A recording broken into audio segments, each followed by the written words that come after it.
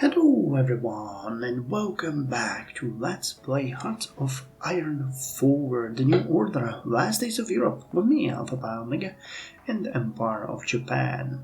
So, I still wasn't sure with which character that is trying to usurp the Yokusenkai, or with which faction, to be quite precise, we should go, whether with the technocrats or with the reformists.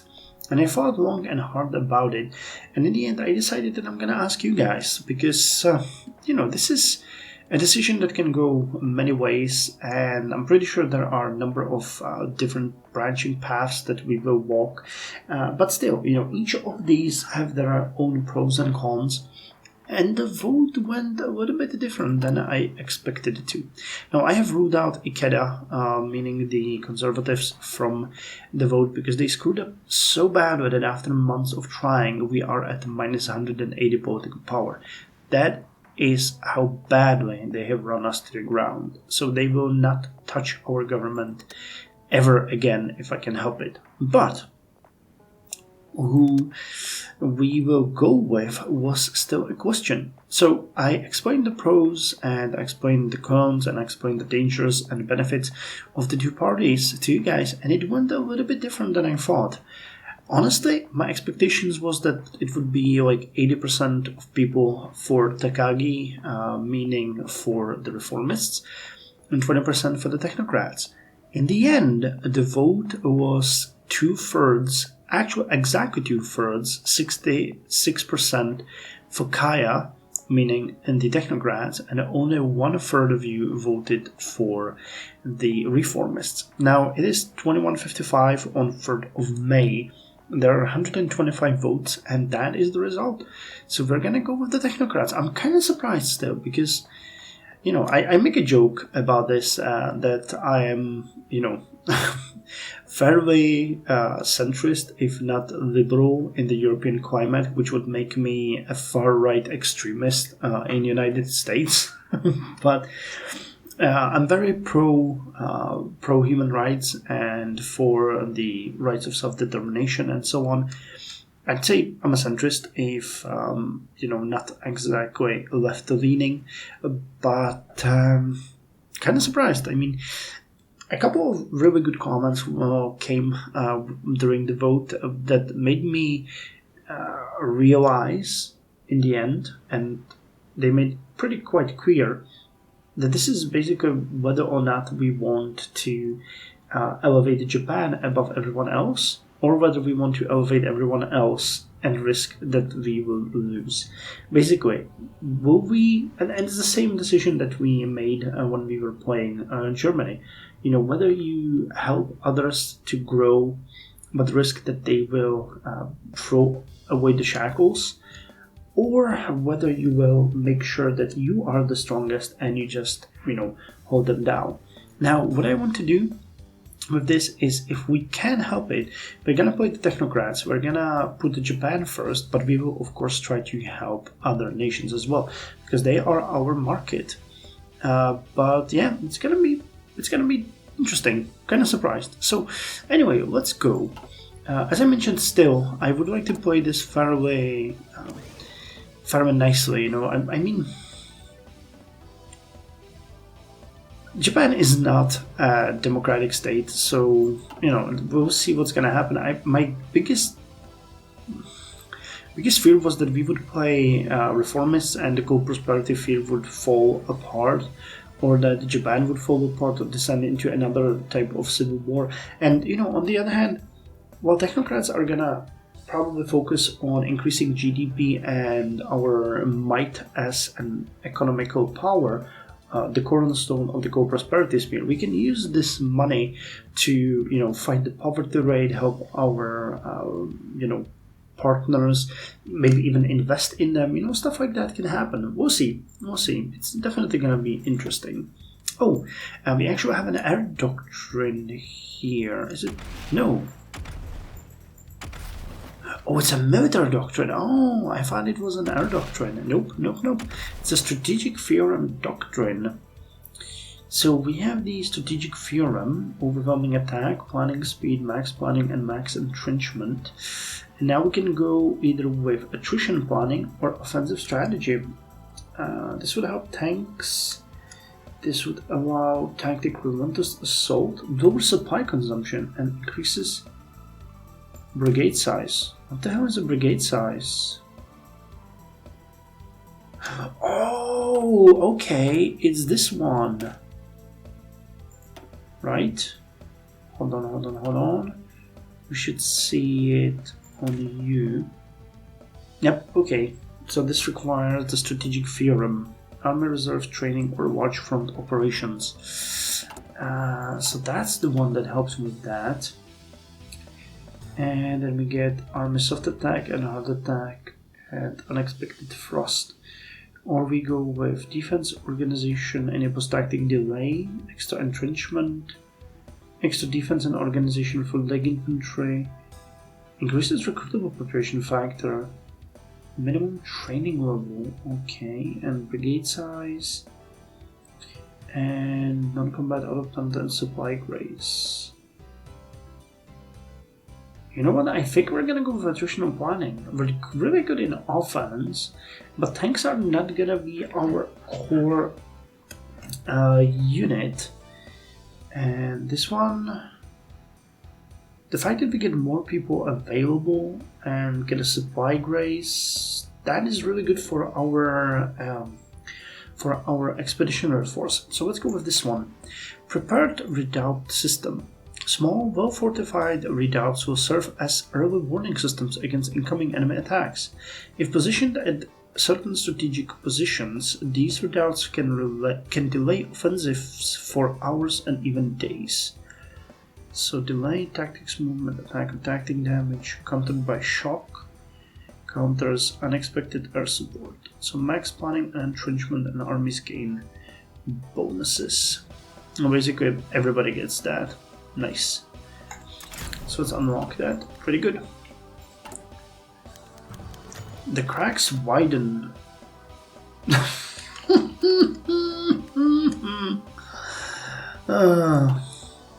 So your first day tracking the flow. Flows will be covered here at the madhouse. Ah, Ryu. Was that your name? It won't matter soon enough. Ha. We give all our employees nicknames after the first week. Oh, hi Sumito, whispering. We call him the snoring cat because in his office he, well, snores and lies on his desk. You'd better hope we don't give you a similar nickname. You're not protected like Sumito is. Anyway, the flow, is that right? We're in charge of accountants for the special and general accounts, the two main accounts for the war ministry, and our job is simple. See the spreadsheet? There's a flow and it works like this. Other firms spend money on bonds which are bought from the general account. The revenue from this is channeled to the special account because the special account handles all our transactions with the Army and Navy. They funnel it through a firm you might have heard of called Menaka Group. So the money goes from firms to the general account, to the special account, and then to Menaka and the armed forces. So the Army and Navy can play games with their guns and ships. Complicated, but it's like water flowing through pools at Zen Garden. Flow, see? Wait, okay, you see the numbers here? That indicates that this stream has jammed up. Yasuda, I think. Damn, wait, this sheet is jammed up too. And this one, and that one. What the hell is going on? Half the flow is jammed up from these numbers alone. And this is just the past week. Mitsue, Matsuzaka, I want an emergency meeting in 15 minutes. If I don't get an answer, so help me gods, Ryu will be getting new friends very, very soon. Wait, what the hell is Menaka doing? Oh no. Oh no. So we lose another 0.5% GDP. Wonderful. And our debt is nearing 100% again. By the way, in between the episodes, I found out one thing that I wasn't aware of. Maybe you guys were, but I wasn't. You can click on any nation, and when you go to the state owner, wait, no, where the hell, where was that? Is it here? Oh, here it is. Yep. If you click on this on any state and you look at this area, it will show you the economic ranking, the GDP growth, debt to GDP, poverty rate, GDP per capita, and if they are a member of the sphere, or which sphere they are a member of. So, for example, Irkutsk has quite a lot of issues, but I looked at some of our nations and I was kind of surprised that Amur has a poverty rate of 89.76%. That's actually a really bad number. But the debt to GDP is only 21.8%, and their GDP growth is 5.01%. Same way you can look, for example, at the Philippines to learn that their GDP growth is 0.57%, and they have a poverty rate of 21%, and debt to GDP of 1.11%, which is amazing. But if you click on us, you will learn that our GDP growth is minus 1.85%, debt to GDP is 98.9%, but the second largest economy, yet we're struggling like crazy. So this is actually something that we can start looking at from time to time now, because I think it is actually a pretty interesting thing, and it works even for our competitors. So when I looked, for example, at the United States, you will see that their GDP growth is only 1.48%. So expecting a little bit more, and their debt to GDP is 68%. Interesting stuff. Anyway, Ryo the Diet. Like any good blacksmith, Kaya knows that raising the temperature of a material makes it more pliable. By exploding the Diet's anger at the Ino government's collapse, he hopes to either humiliate the conservatives responsible for this matter, or discredit the reformists' solutions. His next move could thus go in two directions. Using his clout within the Diet, he could raise chaos about the corruption of the Ino era to try and embarrass the conservative faction led by Ikeda. Then again, the members of the Diet are not as reliable as they used to be, and if the plan fails, it would make a fool out of Kaya's ambitions. The other way forward might be to make some calls to the army contacts. As an institution nominally outside the political chaos, the army could bring forward recommendations on the best way forward. Moving faster than the reformists and their Navy sponsors could be a source of prestige, or enrage the Navy into making suggestions of their own. Such an outcome could stall Kaya's attempt to outmaneuver his opponents. With time being of the essence, only one axis of attack can be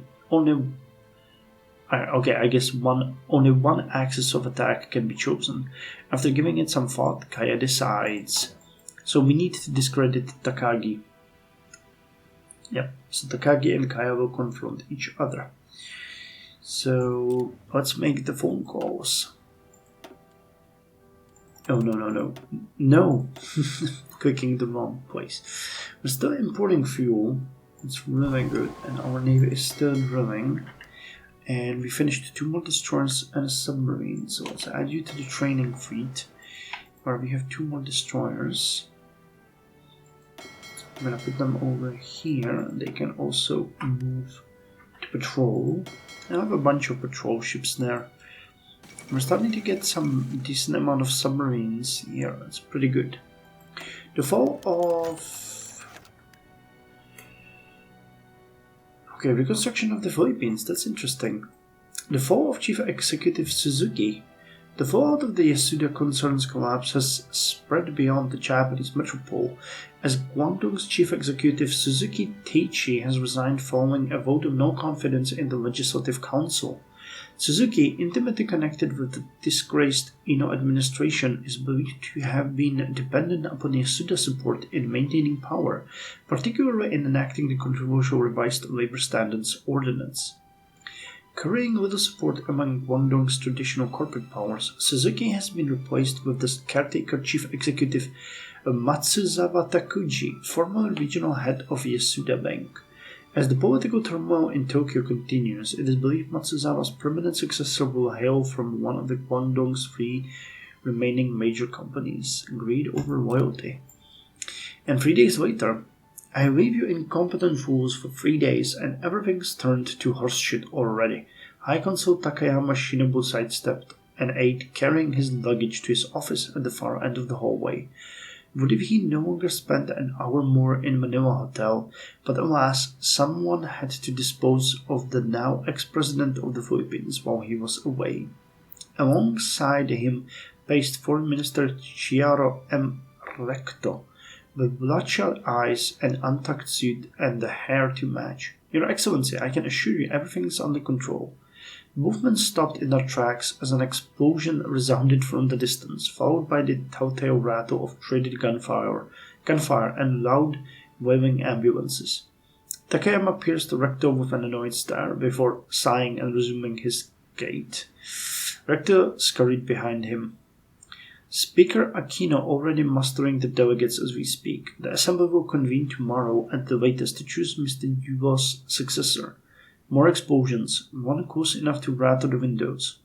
The footsteps ahead and on the floor below grew faster and more frantic. If I had my way, then there would be no assembly to speak of. Rector's blood chilled as the general glanced at him askance.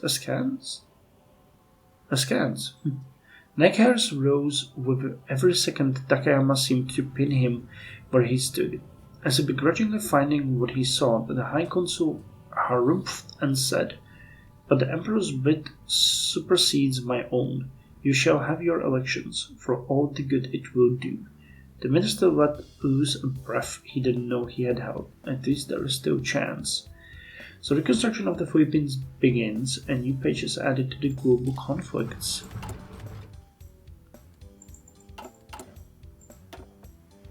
So the reconstruction of the Philippines. Oh great, we need political power for that.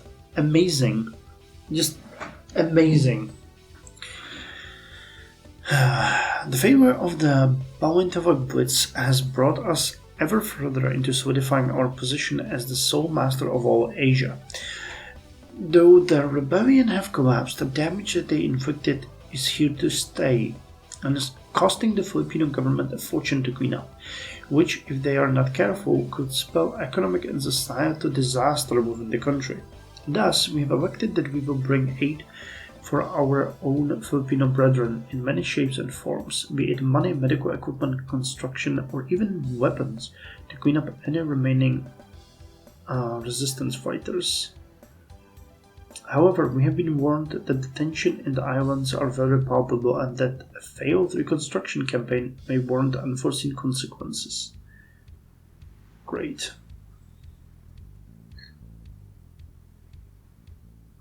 Anti-rebel encirclement campaign. With our militias on the islands, we will launch numerous campaigns targeted to eliminate rebel holdings within the jungles of the Philippines ourselves. This will aid in reconstruction immensely by eliminating threats to the regime. So we will spend 0.1 billion. 60% chance that reconstruction progress gets plus 40%. Hunt succeeds, or chance that reconstruction setback 10%, and it fails. Okay, 60 days. Let's hear it. If that works, that's gonna be cool. If that doesn't work, then, it doesn't matter anyway. Oh! We got 5 extra units. Okay, stability is slowly increasing, political power also slowly increasing. What about the construction? We're getting quite a lot of things built here, which is really good. But there's still a lot to go, still. Okay.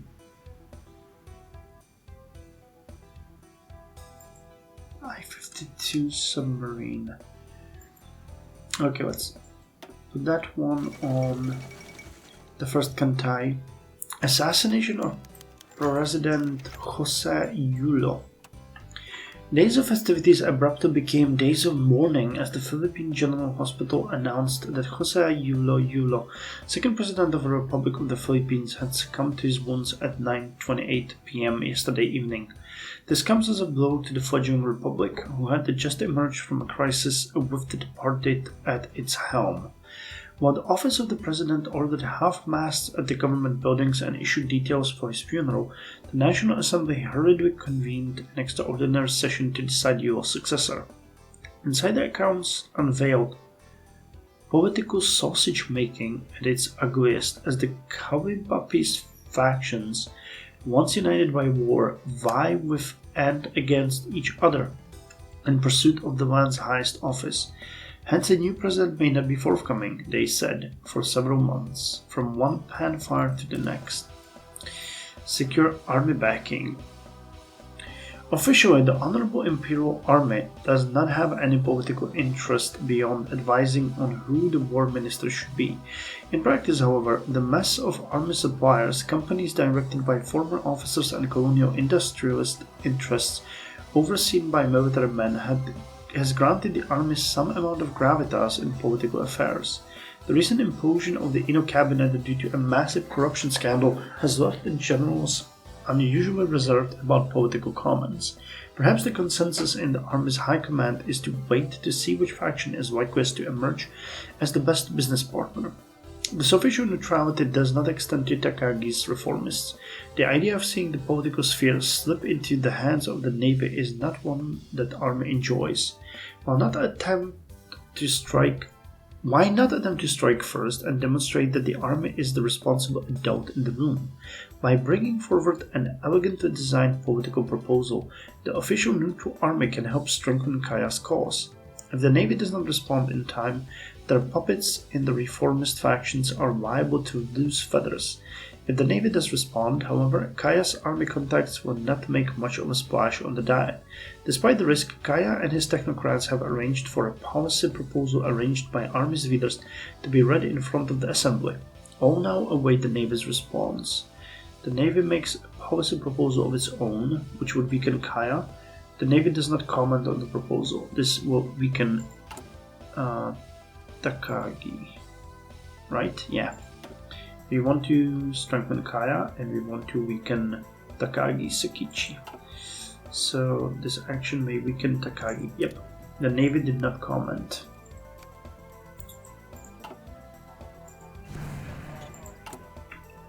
The navy does not comment on such things. Prototype entire equipment will be done soon. Survival training, counter-helicopter company, the nuclear submarine reactor will come soon. After which I think we'll stop the production of the new subs and we are going to upgrade all of the old ones and then start with building the nuclear submarines. Army scrutiny. The Navy has shown some common sense for once and left the Diet's floor to the army counterparts. Takagi and his reformist cronies grind their teeth as an advisory white paper from the army is read out to the members of the Diet. Of course, the army regrets any corruption that might have occurred in military procurement contracts. After an internal review, the military's colonial administrators have decided on a non-partisan effort to work with Yokosankai members to create a better partnership between Japan's civilian and military officials. Some back and forth and negotiations on the bill continued late into the night. The Yokosankai's various factions all discussed the army's reports and its implications. It remains to be seen if the reformist faction can attempt to block the army's recommendations, but so far it has been smooth sailing for the technocrats. Yep, nicely done.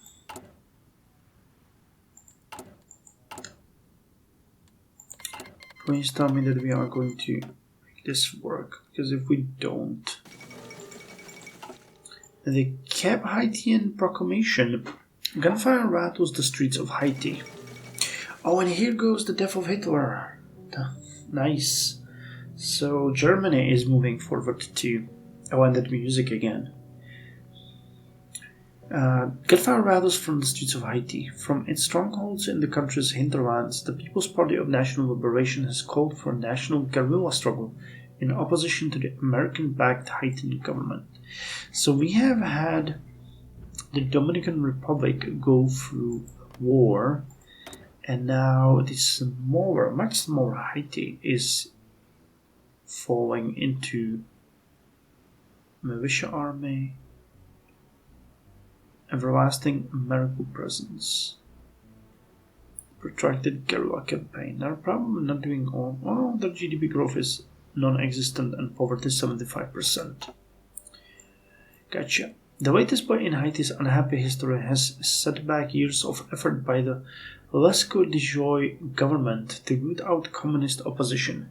Guerrilla strikes and minor uprisings have begun taking place throughout the country as the Haitian armed forces mobilize. Across the Caribbean, the United States keep a watchful eye on the situation lest the balance in the region tilt against their interest. A challenge to Pax Americana. Adolf Hitler has died. Tragedy has consumed Germany as the news spread first through the Reich and then the world. Adolf Hitler, Führer of Germany and victor of the Second World War, has died. Whilst the Führer's declining health has been speculated about for some time, the news has nevertheless left Germany in a state of complete shock. The Reichstag has announced that 3 months of mourning shall be held, and that the Führer shall be buried beside his late wife Eva Hitler, with dignitaries from around the world invited to the funeral. While Germany mourns, internationally many are celebrating the death of the man held responsible for 3 decades of suffering throughout the world. Yet many international commentators fear what may now become of Germany, the Third Reich having already been embattled in a bitter power struggle over the rightful successor of the Führer. A day to remember. 17th of October. The Reichstag Emergency Council. The Führer has tragically passed and the Reich was shocked by the news. After all, who could expect such an invincible man to die? Not the Reichstag, apparently. So we'll see who's going to take over the nation. I think Bormann was recommended, but there should still be civil war, if I'm not mistaken. But he's probably scripted to win it. I don't believe we'll have any surprises there. Takagi's positions is weakened. Recommendation from High Command. It's a rare event these days of political chaos to see the Diet working with something approximating efficiency, but the Army's recommendations are slowly being transformed into new laws. The Navy's refusal to comment on the issue has weakened the reformist faction, and no independent has dared opposing the Yokusankai majority on the issue. The great winners of these outcomes are, of course, Kaya's technocrats. Their ability to act as messengers for army interest has demonstrated their skill at negotiation. The army's willingness to self-regulate and cooperate with the Diet has weakened reformist arguments that the current system is impossible to repair. The technocrats' goal of a strengthened civilian government seems more and more realizable by the day. Takagi is still firm, though.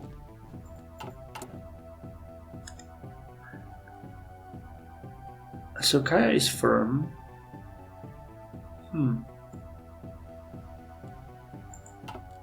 Well, we'll see. Inflation soaring. Debt to GDP is now 99%, but not because of the debt increasing, but of our GDP shrinking, which is horrifying. The Government of National Salvation declared war on the National Liberation Movement of Serbia. What?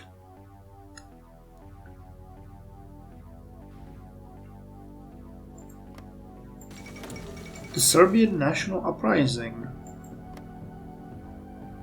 Ultranationalists versus partisans. In a land famous for resistance against oppressors and those deemed as national traitors, very few actually anticipated for Serbia to stay calm for much longer. But the death of Prime Minister Dimitrije Ljotić and other recent occurrences, the people of Serbia have risen up once more, this time under the leadership of the communists. The leader of the newly revitalized National Liberation Army, Aleksandar Ranković, is at the head of the uprising, with his forces already threatening to storm collaborator positions in great numbers. The government, led by Belgrade's steward Dragomir Jovanović, is fighting an uphill battle to maintain control of Serbia. Although his position as leader of the government is temporary, Jovanovic is already making use of his influence to counter the National Liberation Army at every opportunity. The consolidation. While the political rumbling within the Yokosankai shows no sign of ceasing, it's clear that something has changed from when Prime Minister Aichi began his tenure. What looked embarrassingly like a brawl, with constant shifting and double-crossing and general confusion among the ranks of the Taisei Yokosankai, has turned into somewhat more resembling a traditional battle. Lines have been drawn, clear factions have formed, and some have already left the playing field. The interregnum has entered its final stage. While the outcomes of the complex political gauntlet is still nearly impossible to predict, most observers, both Japanese and foreign, agree that Aichi's mandate won't last much longer. Trusting the Buddha, good and bad, I bid farewell to the departing year. So Ikeda's position is untenable, Takagi's position is tenuous, and Kaya's position is tenuous. So all we need to do now is strengthen Kaya, and we'll be good to go. 24th October.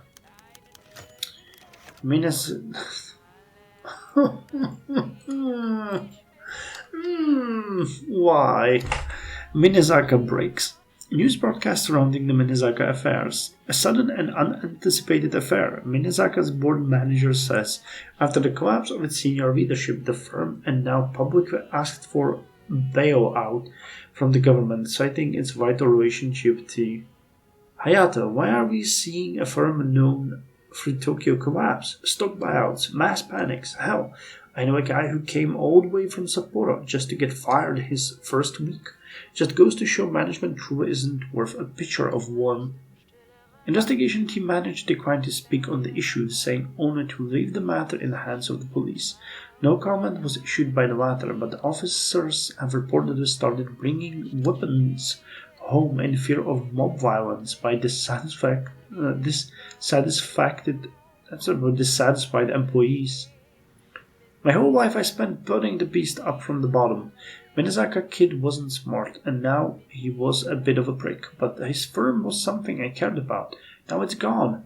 Where will I go? I don't know what to do. The main question news agencies all over the sphere are asking is, what's next? Especially in light of the recent allegations that Minezaka was just the tip of the iceberg.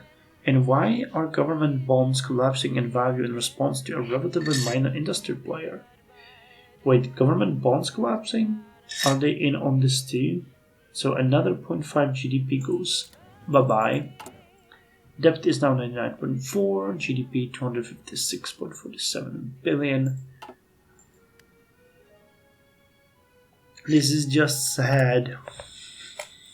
That's just so sad. Well, at least we have political power now of minus 158. Meaning, we're about, 100 less in debt. I think it started at something like minus 270. So already 4 months have passed. Anti-rebel and circumvent. But we can dismantle the Manila forts. That gives us 25% extra. So we'll have ideally, and here goes German Civil War. Ikeda knocked out.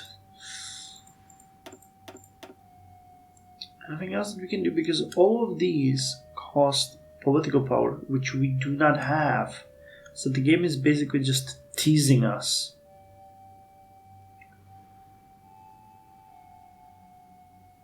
I don't think we'll be able to do any of those, honestly, in time. So anyway, the German Civil War has started. Their territory is broken up in many little pieces, so we can check that out in the next episode. So thank you very much for joining me, and I'll see you in the next one, where we start with Ikeda knocked out.